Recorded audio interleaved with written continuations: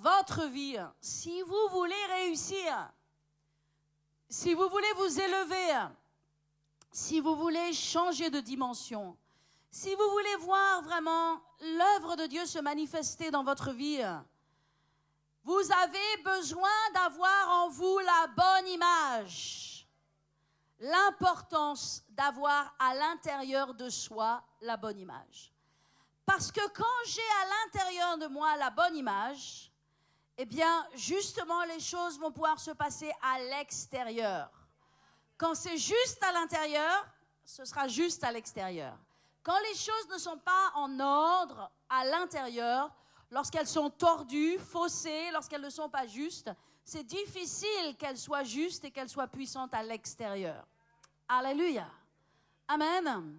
Donc, mes amis, c'est très important que vous ayez la bonne image à l'intérieur de vous, de qui vous êtes.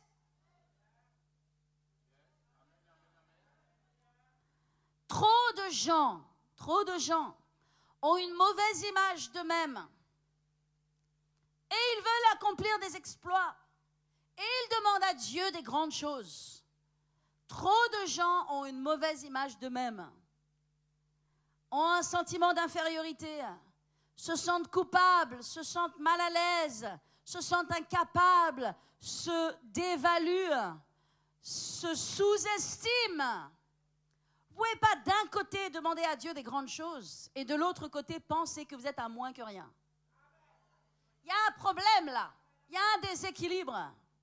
Dieu ne peut pas déverser sa puissance et sa bonté dans un vase qui se sous-estime et qui pense pas justement à propos de lui-même.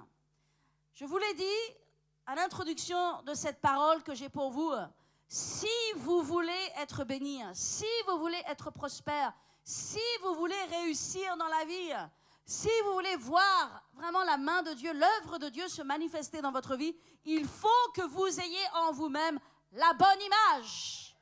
Pas la mauvaise image, la bonne image. Et la bonne image à propos de vous-même, à propos des circonstances, alléluia, à propos même de l'ennemi, à propos de Dieu et de l'amour de Dieu pour vous, dans tous ces domaines, vous devez avoir la bonne image. Bien souvent, eh bien, nous n'avons pas la bonne image. Nous avons en nous-mêmes des pensées qui ne sont pas les pensées de Dieu, des perceptions, des sentiments, des émotions qui sont totalement à l'inverse de ce que Dieu dit et de ce que Dieu pense. Mais Dieu merci pour Romains 12. Romains 12 qui nous rappelle ce que nous devons faire en tant que croyants si nous voulons réussir. Qu'est-ce que nous dit Romains 12? Tout le monde connaît bien Romains 12. Il est écrit « Je vous exhorte, frères ». Donc premièrement, Paul parle à des frères, à des sœurs. Il parle à l'église, il ne parle pas à des incroyants, il parle à des croyants. Il dit « Je vous exhorte ». Et moi, ce matin, je vous exhorte au nom de Jésus-Christ. Je vous exhorte, ça veut dire je vous encourage, je vous pousse. Je vous exhorte, frères et sœurs, amen, par les compassions de Dieu, à offrir vos corps comme un sacrifice vivant, saint et agréable à Dieu, ce qui sera de votre part un culte raisonnable. Donc la première chose que dit Paul, il dit, je vous exhorte à offrir vos corps. Donc là, il parle de nos corps. Nos corps, on l'a déjà enseigné, ne sont pas des prostituées. Nos corps ne sont pas les membres d'une prostituée. Nos corps n'existent pas. Dieu ne nous a pas donné un corps pour l'impudicité. Dieu ne nous a pas donné un corps pour la tromperie. Dieu ne nous a pas donné un corps pour la violence. Dieu nous a donné un corps pour que notre corps soit saint et qu'il soit respecté. Respectez votre corps. Et la première chose que Paul dit ici, il dit offrez vos corps comme un sacrifice à Dieu, ce qui sera un sacrifice, un culte raisonnable. Mais il ne s'arrête pas au corps, parce que nous ne sommes pas seulement créés d'un corps. Nous sommes un corps dans lequel il y a une âme qui contient un esprit. Lorsque Jésus est entré dans notre cœur, n'est-ce pas, nous avons été sauvés. Qu'est-ce que le salut? C'est que notre esprit à l'intérieur de nous qui était mort est devenu vivant. Avant, nous étions morts, notre esprit était mort, nous n'avions pas la connaissance des choses de Dieu, nous ne comprenions pas les choses spirituelles, mais quand Jésus est venu dans notre vie, nous sommes devenus spirituellement vivants. Et maintenant, nous pouvons lire la parole de Dieu et la comprendre. Nous pouvons prier et avoir une relation avec Dieu. Nous pouvons avoir des rêves de Dieu qui nous révèlent des choses. Nous pouvons voir des anges. Nous pouvons réaliser l'oppression démoniaque et l'action des démons. Nous pouvons voir toutes ces choses spirituelles. Alléluia. Parce que nous sommes nés de nouveau.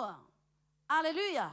J'écoutais pendant quelques instants un court reportage à propos de Gérard Depardieu, qui parlait de lui-même, cet homme qui, somme toute, est un artiste en France, qui est reconnu et qui a fait beaucoup de choses exceptionnelles et qui est intelligent, qui connaît la philosophie, qui connaît la poésie. Et il disait lui-même qu'il avait lu la Bible, qu'il avait lu la Torah et qu'il avait lu le Coran et qu'il s'était intéressé à ces choses.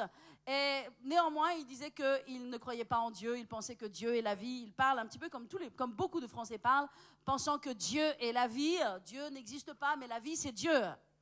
Les gens qui ne sont pas nés spirituellement peuvent lire la Bible sans la comprendre.